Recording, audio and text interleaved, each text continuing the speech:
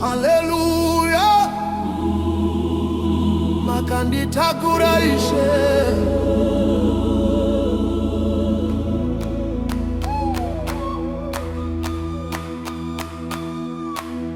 ndakafamba nzira refu, simba rangu richipera, ndakachema ndiri ndega, pasina nonzwa moyo, ndakatarisa kumativi, pasina nondibatsira, asi imi Mwari makandibata ruoko.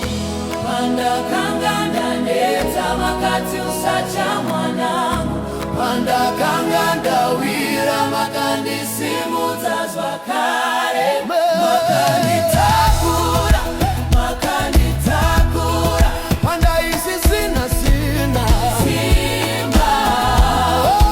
makandisimuta, makandisimuta, ndakazowana rugare.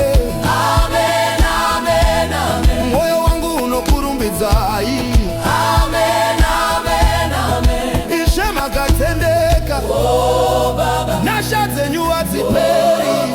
Mwari makandiponesa, nasi ndinochema ndichiti oh, Mwari makandiponesa, nasi ndinochema ndichiti amen, amen, amen, amen, amen, amen, amen.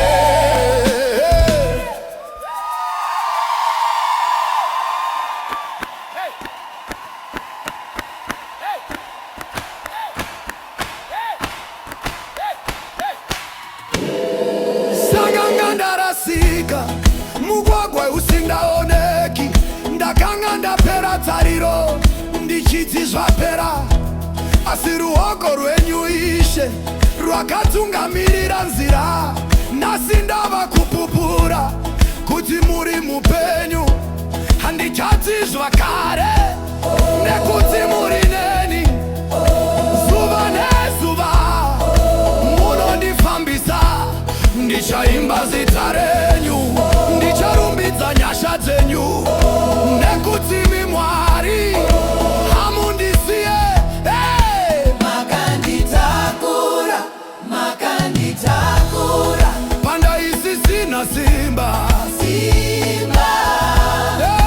makandisimudza, makandisimudza, ndakazowana rugare. amen, amen, amen, Moyo wangu unokurumbidzai. amen, amen, amen. Ishe makatendeka, Oh Baba, oh makandiponesa,